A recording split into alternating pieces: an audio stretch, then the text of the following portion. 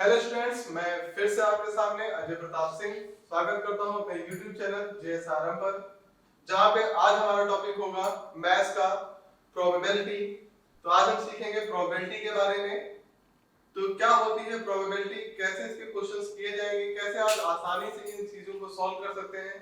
और अगर बोर्ड्स के पॉइंट ऑफ व्यू से देखा जाए तो बोर्ड्स में क्लास 10th में यूपी बोर्ड हो चाहे सीबीएसई बोर्ड हो चाहे एसएससी बोर्ड हो, 4 से 5 नंबर का क्वेश्चन इससे पूछ लिया जाता है।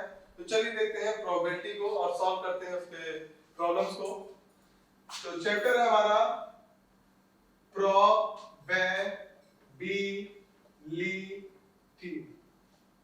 प्रोबेबिलिटी, ठीक है। तो प्रोबेबिलिटी अगर आप जाएंगे इसकी मीनिंग ढूंढने के लिए, तो इसकी मीनिंग आती है संभावना या चांसेस, ठीक है, कि कितने चांसेस है या कितनी संभावना है हमारे किसी भी काम के होने या ना होने की। जब इसको यूपी बोर्ड के बच्चे अगर देखेंगे तो प्रायिकता नाम से इस चैप्टर को रखा जाता है। अब प्रोबेबिलिटी रियल लाइफ में हमने कई जगह पे इसको एक्सपीरियंस किया होगा। खास तौर पे अगर बात करें, अगर आप क्रिकेट वगैरह देखते हैं तो क्रिकेट में आता है कि what is the probability that India will win, Bharat के जीतने की क्या संभावना है। या आप टॉस करते हैं तो टॉस करते समय आपके जीतने की क्या संभावना है या सामने वाले खिलाड़ी के जीतने की क्या संभावना है टॉस करते समय। या रैंडमली आपने बैग में हाथ डाला और बैग में कई कलर्स की बॉल्स पड़ी हुई थी, कई कलर के मार्बल्स पड़े हुए थे। आप जिस कलर के मार्बल को चाहते हो उसी कलर का मार्बल आ जाए या बॉल आ जाए, उसकी क्या संभावना है या उसकी क्या प्रोबेबिलिटी है। तो इस तरह से कई तरह के कंडीशंस आप देख रहे होंगे जहां पे इस चैप्टर को समझा जा सकता है।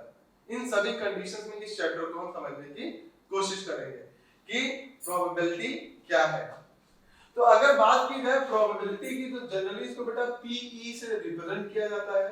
प्रोबेबिलिटी का जो फॉर्मूला होता है वो क्या होता है, पीई बराबर इज इक्वल्स टू, तो प्रोबेबिलिटी है क्या, या ई जो होता है बेटा इवेंट के लिए होता है। इवेंट का मतलब कई बार इसको बराबर पे इस तरह से भी लिखा जाता है, पी ई इसको ब्रैकेट में कर दिया जाता है। इवेंट का मतलब जो कंडीशंस दे रखी हैं आपके क्वेश्चन में, उसको सेट ऑफ इवेंट्स कहा जाता है, ठीक है। तो जो प्रोबेबिलिटी है वो किसके इक्वल्स होती है बेटा, अब आपका कोई डिजायर आउटकम होगा जो आप चाहते हैं। आपके मन में है कि रेड बॉल आ जाए, आपने अपने दोस्तों से बोला कि मैं रेड चाहता हूं, तभी तो दोस्त देखेंगे ना रेड निकली कि नहीं निकली। या आपका पॉइंट उछाला गया तो हेड, आपने कहा मुझे हेड चाहिए या टेल चाहिए, कुछ भी आपने मांगा हेड या टेल में से, तो ये आपका डिजायर था, ये आपकी इच्छा थी। तो जो आपका डिजायर है, जो आपकी इच्छा है, ठीक है ना, तो ये हो जाएगा डिजायर आउटकम, यानी कि जो आउटकम आप चाहते हैं upon divided by total number of outcome. Total कितने तरह के आउटकम आ सकते हैं, टोटल नंबर ऑफ आउटकम। एक तो हो गया कि आपका आउटकम आप जो चाहते हैं, यानी डिजायर आउटकम अपॉन टोटल कितने तरह से आउटकम आ सकते हैं। एग्जांपल के थ्रू समझने की कोशिश करेंगे। सपोज पॉइंट उछाला गया, आप दो टीमें हैं, उनके बीच में पॉइंट उछाला गया, कैप्टन के बीच में। टीम ए ने कहा हेड चाहिए, तो उसके जीत रहे, यानी टीम ए के जीतने की प्रोबेबिलिटी क्या है, यहां पर कितनी संभावना है कि वो जीत जाए, ठीक है। तो पीई उसकी डिजायर आउटकम क्या था, हेड। अब है देखिए, एक पॉइंट में हेड होगा या तो टेल होगा, दो ही चीज तो होगी ना, या तो हेड होगा या तो टेल होगा, ठीक है। उसका डिजायर क्या था, हेड था, तो उसका जो डिजायर है एक ही बात तो है ना, एक ही चीज तो है ना, हेड। दोनों तो बोल नहीं सकता, ठीक है ना। तो उसका एक ही डिजायर है तो 1 है, उसकी डिजायर नंबर कितना है 1 upon total number of outcome. भाई या तो हेड आ सकता है या तो टेल आ सकता है, तो दो संभावनाएं हैं, हेड की भी और टेल की भी। तो टोटल नंबर ऑफ आउटकम कितनी बार आ सकते हैं बेटा, 2 बार, ठीक है। तो यही जो है आंसर हो गया, यानी कि टीम ए के जो जीतने की प्रोबेबिलिटी थी वो क्या है, हाफ है, 1/2 है, ठीक है। अगर परसेंटेज में इसको रिप्रेजेंट करें तो क्या हो जाएगा बेटा, हाफ परसेंटेज में तो इंटू 100, यानी कि कितना बेटा 50%, यानी कि उसकी जीतने की संभावना कितनी है 50% है, यानी कि आधी है, ठीक है। इसीलिए इसको फेयर माना जाता है, यानी कि टॉस को उछाल कर डिसाइड करना कि कौन पहले बैटिंग करेगा, कौन पहले बॉलिंग करेगा, या कौन पहले फुटबॉल में पहले किक कौन मारेगा, ये टॉस करके इसीलिए किया जाता है क्योंकि ये फेयर चांस होता है। देखिए 50% चांस है, मतलब अगर 50% ये जीत सकती है तो 50% ही बी भी जीत सकती है, यानी अगर आधा चांस ए का जीतने का है तो जाहिर सी बात है आधा बी के जीतने का होगा, क्योंकि आधा और आधा एक होता है। इससे एक बात निकल के और आगे कि अगर आप प्रोबेबिलिटी ऑफ इवेंट के होने और प्रोबेबिलिटी ऑफ इवेंट के नहीं होने को ऐड करेंगे तो हमेशा आंसर क्या देगा 1 देगा। किसी भी इवेंट के होने और इवेंट के नहीं होने की जो संभावना है अगर उनको ऐड किया जाए, उनकी प्रोबेबिलिटीज को ऐड किया जाए तो आंसर हमेशा क्या मिलेगा बेटा 1 मिलेगा, ठीक है। यानी कि PE प्लस नॉट PE मतलब नहीं होने की, नॉट PE हमेशा आंसर क्या देगा 1 देगा।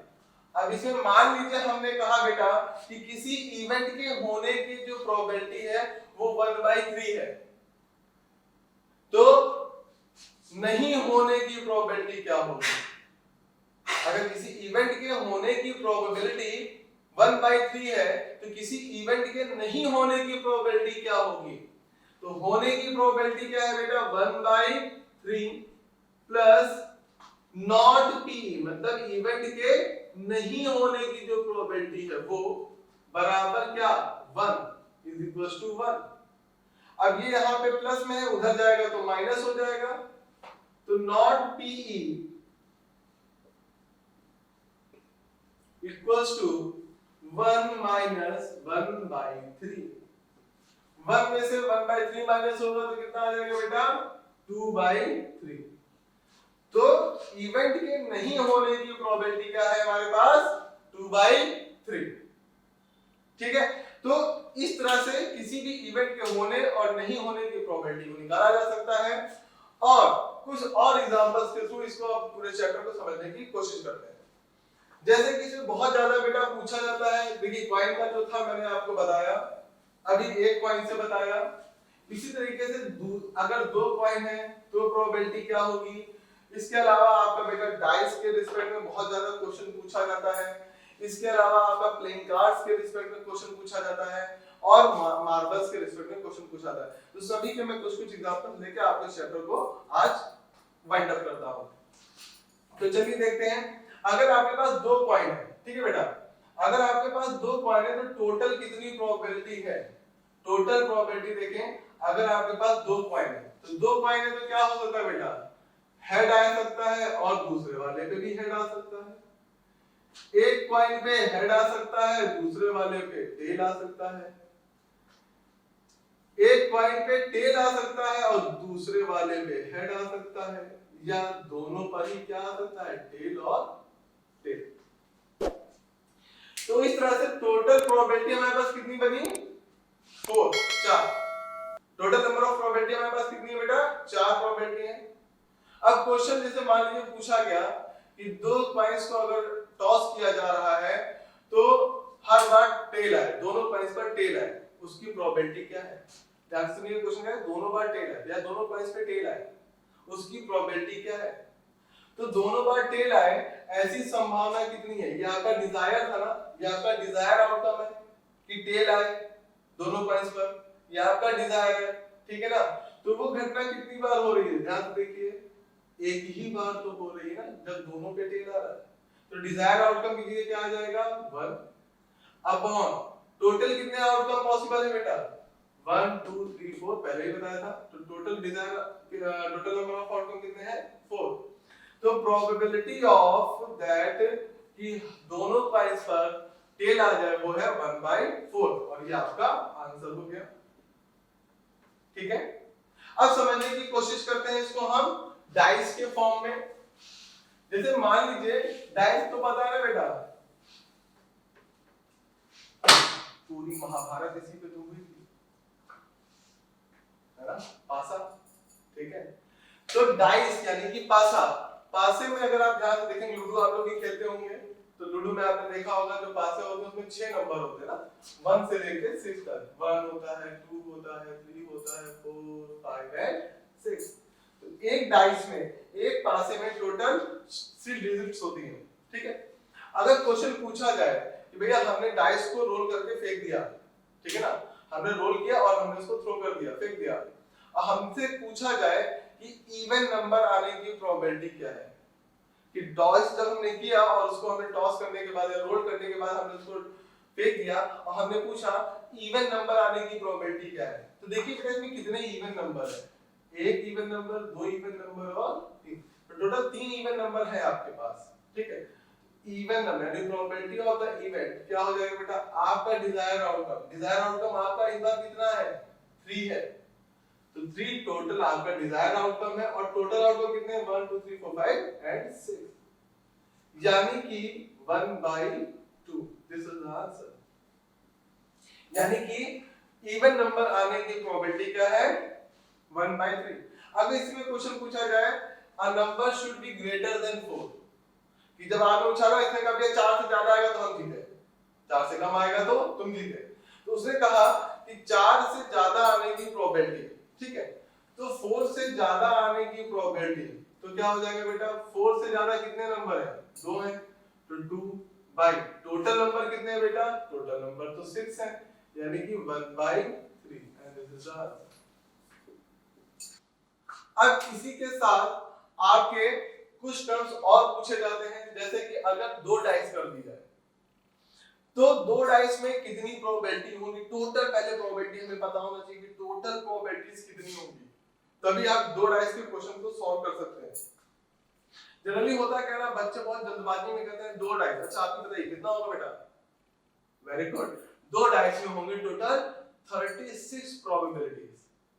कई बार बच्चे सोचते हैं 6 इसमें आ रही है और अगर 2 डाइस है तो टोटल होगा 12 probability, total number of probability, नहीं बेटा, टोटल नंबर ऑफ प्रोबेबिलिटी होती है इसमें 36।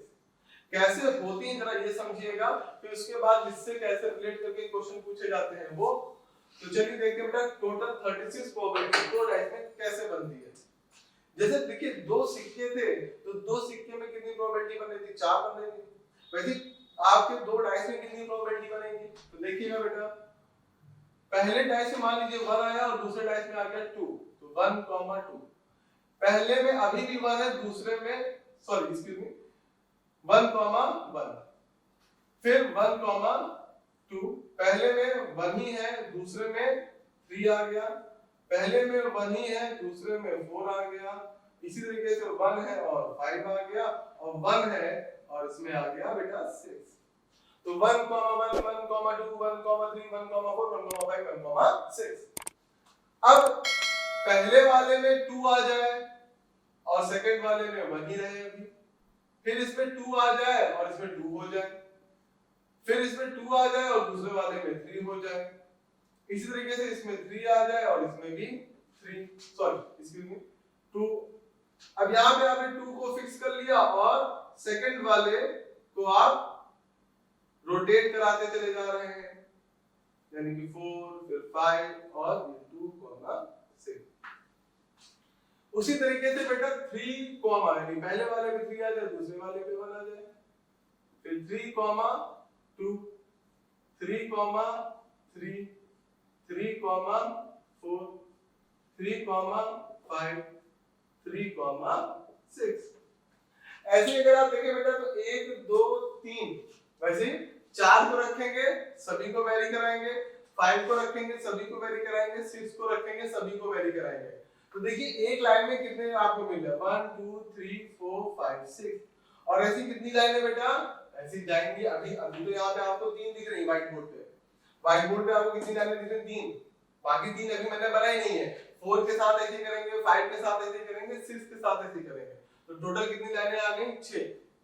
एक लाइन में 6 एलिमेंट है और टोटल लाइन कितनी है 6, तो टोटल एलिमेंट्स कितने हो जाएंगे बेटा 36। देख लीजिए भैया 6 और 6 12 तो यही हो गए, और 6 एलिमेंट यहाँ के 18 3 में हो गए ना, तो 3 लाइन और जाएगी तो 18 और हो जाएगा, तो टोटल कितने आपके आउटकम हो जाएंगे 36। अब इसमें से क्वेश्चन पूछा जाए, जैसे कई बार क्वेश्चन पूछा जाता है कि the sum must be greater than 11, the sum must be greater than 11। अच्छा 11 से ज्यादा सम हो जाए, दोनों डाइस को मिलाकर सम 11 से ज्यादा हो जाए, इसकी प्रोबेबिलिटी क्या है बेटा? एक ही तो है 6,6, यानी पहले वाले पे भी 6 आ जाए, दूसरे वाले पे भी 6 आ जाए, तो इसकी प्रोबेबिलिटी कितनी हो गई 1। ठीक है, कि 11 से ज्यादा जब चला जाए तो क्या हो जाएगा? आपकी डिजायर आउटकम क्या था बेटा? एक ही बार ऐसा हो पा रहा था पॉसिबल जब 11 से ज्यादा हो जाए, डिवाइडेड बाय टोटल आउटकम कितने थे 36। तो ये आपका आंसर हो गया। इसी तरीके से अगर क्वेश्चन बोले, अगर क्वेश्चन कहता है कि भैया सम मोर देन 10 हो जाए, तो सम मोर देन 10 कब होगा? देखिए मोर देन 10 का मतलब क्या है? 11 हो जाए सम या 12 हो जाए। 12 कब होगा बेटा? 6,6 पर होगा। 11 कब होगा सम? एक में 6 आए और दूसरे में 5 आए, या एक में 5 आए और दूसरे में 6 आए। पहले वाले में 6 आया और दूसरे वाले में 5 आया, तब 11 हो गया। मैं 10 से ज्यादा इस बार बताना था। या पहले वाले में 5 आ गया, दूसरे वाले में 6 आ जाए, तब भी 11 होगा। और ऐसी दो ही कंडीशन 6 और 5 से मिल रही है, और 6,6 से भी आपका 10 से ज्यादा आएगा। तो टोटल कितने आपके डिजायर आउटकम होगा बेटा? 3 टाइम्स। आपका जो डिजायर आउटकम था वो 3 बार ऐसा हो सकता है। ठीक है, तो 3 बार हो सकता है। कितने टोटल बेटा ऑप्शन है आपके पास? 36, यानी कि इसको बेटा 3 से डिवाइड कर दीजिए तो कितना हो जाएगा 1/12, and this is the answer. तो बेटा 2 डाइस वाले से भी आपको क्वेश्चन समझ में आ गए होंगे कि आप कैसे करेंगे और किस तरह के क्वेश्चन जनरली पूछे जाते हैं। इसी तरीके से आप बात करते हैं प्लेइंग कार्ड्स की। प्लेइंग कार्ड्स बहुत इंपॉर्टेंट है बेटा, एग्जाम में बहुत पूछा जाता है प्लेइंग कार्ड से रिलेटेड क्वेश्चन। तो एक प्लेइंग कार्ड में टोटल कितने कार्ड्स होते हैं, इसका चार्ट बहुत इंपॉर्टेंट है। अगर आप इसका चार्ट एक बार ध्यान से पढ़ लेंगे और चार्ट को ध्यान से समझ लेंगे तो आप इस तरह के क्वेश्चन को बहुत आसानी से कर सकते हैं। ठीक है, तो इसके चार्ट को देख लेते हैं बेटा। इसका जो चार्ट है प्लेइंग कार्ड का, इसमें टोटल 52 कार्ड्स होते हैं। टोटल कार्ड्स कितने होते हैं बेटा? 52। ठीक है, इसमें जो होते हैं बेटा आपके 26 कार्ड जो होते हैं, 26 इधर और 26 इधर। 26 जो होते हैं वो रेड होते हैं और 26 जो होते हैं वो ब्लैक होते हैं। अब ये जो रेड है ये भी दो तरीके के होते हैं। रेड भी कितने तरीके का होता है? दो तरीके के, 13-13, ठीक है ना। 13 और 13 में ब्रेक होते हैं, दो तरीके के होते हैं। वैसे ब्लैक भी दो तरीके के होते हैं, 13 और 13 में ये भी बेटा डिस्ट्रीब्यूट होते हैं। अब जो एक रेड होता है उसको बेटा एक कहा जाता है डायमंड, एक तरह के कार्ड को कहा जाता है डायमंड, और एक को कहा जाता है बेटा हार्ट।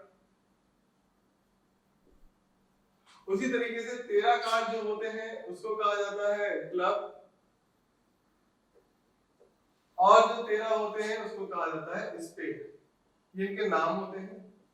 इसको जनरली आपके घरों में, अगर मैं चूंकि यूपी का हूं तो यूपी की अगर मैं बात करूं तो यूपी में हम लोग जनरली, यूपी लखनऊ से मैं बिलोंग करता हूं, तो हमारे यहाँ क्या होता है, डायमंड को ईंटा बोला जाता है, हर्ट यानी जो होता है उसको पान का पत्ता बोला जाता है, और क्लब को चिड़ी का पत्ता बोला जाता है, और स्पेड को हुकुम का पत्ता बोला जाता है। ये हमारे यहाँ हमारे दादा हमारे पापा लोग, तो हम भी खेलते थे कभी छोटे थे तो इस तरह से आपके ये प्लेइंग कार्ड्स होते हैं, जिसको प्रेजेंट टाइम में अगर इंग्लिश में बात किया जाए तो diamond, heart, club and spade नाम से जाना जाता है। ठीक है, अब होता क्या है, इन 13 में भी जो आपके दो हिस्सों में ब्रेक होता है, एक होता है बेटा फेस कार्ड और एक होता है बेटा आपका numbered card, number card. Face card क्या होता है, जिसमें चेहरे या कोई चित्र बने हो, जैसे कि 4 जो होते हैं फेस कार्ड होते हैं और 9 जो होते हैं नंबर कार्ड होते हैं। नंबर कार्ड जो है वो 2 से चालू होते हैं, 2, 3, 4, 5, 6, 7, 8, 9 एंड 10। ठीक है। तो 2 से लेके 10 तक जा रहा है। टोटल 9 कार्ड्स ऐसे होते हैं जिसमें नंबर फॉर्म में होते हैं, बाकी 4 कार्ड ऐसे होते हैं जो कि बेटा फेस फॉर्म में होते हैं, जिसमें आपका बादशाह यानी कि किंग का, और बात किया जाए गुलाम का यानी कि जोकर का। तो इस तरह से टोटल 4 जो होते हैं वो फेस कार्ड होते हैं और 9 कार्ड जो होते हैं वो आपके नंबर कार्ड होते हैं, और ऐसे ही सभी में चलता है, ठीक है। इसके अलावा एक इंपॉर्टेंट है, सभी में एक एक एस होता है, सभी में एक एक, क्योंकि ऐसा नहीं है सभी में, देखिए जो सेकंड नंबर जिसमें 2 लिखा हुआ है जिसको हम लोग जनरली दुग्गी कहते हैं, दुग्गी तिग्गी चौकी ना, तो जो दुग्गी है वो सब में एक ही एक होगी, ऐसा नहीं है कि किसी में 2 होगी किसी में 3 होगी। भाई अगर हार्ट का है तो उसमें भी एक ही दुग्गी होगी, अगर आपका डायमंड का है उसमें भी एक ही दुग्गी होगी, क्लब है स्पेड है उसमें भी एक ही एक दुग्गी होगी, लेकिन उससे ज्यादा क्वेश्चन पूछे नहीं जाते हैं। तो एस जो होता है, एस क्या होता है, इक्का, जनरली कहते हैं इक्का, आपने सुना होगा या एस कहते हैं। तो जो इक्का होता है या एस होता है वो इसका भी एक एस होगा, इसका भी होगा, इसका भी होगा और इसका भी होगा, टोटल 4 एस होते हैं। तो इस चार्ट को बहुत ध्यान से देख लीजिएगा बेटा। टोटल 52 कार्ड्स होते हैं, 26 रेड 26 ब्लैक। 26 रेड जो होते हैं वो 2 टाइप्स के होते हैं, 13 डायमंड के 13 हर्ट के। 26 ब्लैक जो होते हैं वो भी 2 तरह के होते हैं, 13 क्लब के और 13 स्पेड के। अब जितने भी 13 कार्ड्स होते हैं, यानी कि ऐसा नहीं कि सिर्फ इसमें, सभी में ऐसे ही चलेगा, ठीक है। 13 कार्ड्स जो होते हैं उसमें जो नंबर कार्ड होते हैं वो 9 होते हैं और जो फेस कार्ड होते हैं वो 4 होते हैं। नंबर कार्ड 2 से लेकर 10 तक जाते हैं और उसके बाद फेस कार्ड स्टार्ट हो जाते हैं। इक्का है जिसको एस कहा जाता है। तो ये आपकी मेन मोटी बातें होंगी जो कि आपको बहुत ध्यान रखनी है, ठीक है। अब इसी से सारे क्वेश्चन पूछे जाते हैं। जैसे मान लीजिए क्वेश्चन पूछा गया कि आपको एक कार्ड है, प्लेइंग कार्ड्स है 52 का, जिसको शफल करके ऐसे रैंडमली आपको शफल यानी कि उसको पेड करके ऐसे जनरली शफल करके दे दिया गया, ठीक है। अब उसमें अगर पूछा जाए probability of finding the face card, probability of finding the face card, ऐसा तो हमसे नहीं कह रहा ना कि रेड का फेस या ब्लैक वाला फेस, है ना, डायमंड का फेस या क्लब का फेस, ऐसा उसने कुछ नहीं कहा। उसने सिर्फ कहा है probability of getting a face card. तो टोटल फेस कार्ड कितने होते हैं, देखिए बेटा 4 तो आपके हो जाएंगे डायमंड में, 4 हो जाएंगे हर्ट में, 4 हो जाएंगे क्लब में, 4 हो जाएंगे स्पेड में, यानी कि 4 4 8 4 12 4 16, total 16 types of face card आपको मिलने वाले हैं। तो डिजायरेबल आउटकम क्या हो गया बेटा आपका, डिजायर आउटकम हो गया 16 अपॉन कितने हैं टोटल नंबर ऑफ 52, ठीक है। इसको 4 से डिवाइड करिए तो कितना आ जाएगा बेटा 4, इसको 4 से डिवाइड करिए तो कितना आ जाएगा बेटा 13, यानी कि 4 अपॉन 13 ये आपका आंसर है फेस कार्ड आने की प्रोबेबिलिटी। अगर पूछा जाए इसी में से सपोज कि ब्लैक का एस आने की प्रोबेबिलिटी क्या है, तो ब्लैक कार्ड कितने हैं अगर देखा जाए तो ब्लैक कार्ड है टोटल 26, ठीक है। अब पूछा क्या जा रहा है ब्लैक का एस, एस कितने होते हैं बेटा, एस भाई क्लब में भी एक होगा स्पेड में भी एक होगा, यानी कि ब्लैक के 2 एस होंगे, ठीक है। तो ब्लैक के टोटल 2 एस हैं, ठीक है, अपॉन 26 नहीं यार, तो ऐसा मैंने नहीं कहा ना कि ब्लैक में से ही छांटना है या ब्लैक कार्ड ही जो है आपको खाली प्लेइंग कार्ड को सफल किया गया, तो प्लेइंग कार्ड में तो टोटल 52 है, ब्लैक के आपको चाहिए एस, तो ब्लैक के एस कितने होंगे 2, लेकिन कार्ड 26 क्यों रखेंगे, टोटल कार्ड तो हमारे पास 52 है ना, उसमें तो रेड ही मिला हुआ ना, तो वो 52 का 52 रखा जाएगा। हाँ अगर सिर्फ ब्लैक कार्ड को ही सफल किया जा रहा होता तो बात अलग थी, लेकिन ऐसा क्वेश्चन जनरली आपको पूछा नहीं जाता कि खाली ब्लैक कार्ड को सफल किया गया है या ओनली रेड कार्ड को सफल किया जा रहा है, ऐसा जनरली बोला नहीं जाता, ठीक है। प्लेइंग कार्ड्स बोला जाता है, जब भी प्लेइंग कार्ड्स बोला जाएगा कई बार लिख दिया जाता है कि 52 कार्ड्स हैं, ठीक है। तो टोटल जो कार्ड्स हैं वो आपके हैं बेटा 52, तो 2 1 2 26, यानी कि probability of getting the black ace is 1/26 and this is the answer। इस तरह से तमाम क्वेश्चन पूछे जा सकते हैं, ठीक है ना। अगर पूछा जाए भैया what is the probability of getting a red card, तो रेड कार्ड कितने हैं बेटा टोटल हमारे पास 26 है, टोटल रेड कार्ड हमारे पास। तो 26, टोटल कितने कार्ड है 52, तो रेड कार्ड के आने की प्रोबेबिलिटी क्या होगी 1/2। ठीक है, तो आई थिंक अब आप बेटा कार्ड्स के क्वेश्चंस को भी समझ गए होंगे कि कार्ड से क्वेश्चंस कैसे निकाले जाएंगे। अब बात करते हैं लास्ट इस टॉपिक का, मार्बल्स की कंडीशन में या बॉल की कंडीशन में। अगर क्वेश्चन ऐसे पूछा जा रहा है बेटा आपसे कि टोटल नंबर ऑफ कार्ड्स की अगर मैं बात करूं, अगर मैं कहूं कि मेरे पास टोटल जो बॉल है वो मेरे पास ना देकर उन्होंने बॉल्स की संख्या को अलग अलग दे रखा है। जैसे इन्होंने कहा मेरे पास 5 बॉल्स जो है वो रेड है, 3 बॉल्स मेरे पास जो है वो ब्लैक है, और 2 बॉल्स मेरे पास व्हाइट है, और 8 बॉल्स मेरे पास येलो है। तो प्रोबेबिलिटी बताइए। अब किसी की भी प्रोबेबिलिटी पूछी जा सकती है, तो मुझे प्रोबेबिलिटी बताइए कि अब वो झोले में रखा हुआ सपोज है ना, एक बैग के अंदर वो रखा हुआ, वो हम लोग की पट्टी बांधी हुई है या ऐसे अंधेरे में है हमें दिख नहीं रहा, और हाथ डाल के हमें रैंडमली किसी एक बॉल को सेलेक्ट करना है। ठीक है, तो उसमें देखिए बॉल तो हर तरह की कलर की पड़ी हुई है, रेड भी है, ब्लैक भी है, व्हाइट भी है, येलो भी है, हर तरह की बॉल पड़ी हुई है। आपसे पूछा जाए कि भैया जैसे मान लीजिए एक्स ने चूज किया, किसी ने चूज किया, और कहा जाए येलो बॉल लाने की प्रोबेबिलिटी बताइए कि येलो ही निकल के आएगी। What is the probability that अगर हम हाथ डालें और निकालने की कोशिश करें तो येलो ही बॉल निकल के आएगी, इसकी प्रोबेबिलिटी क्या है? तो P E probability of your event, आपका इवेंट क्या है येलो बॉल लाने का। येलो बॉल कितनी है बेटा 8 है, upon total number of outcome.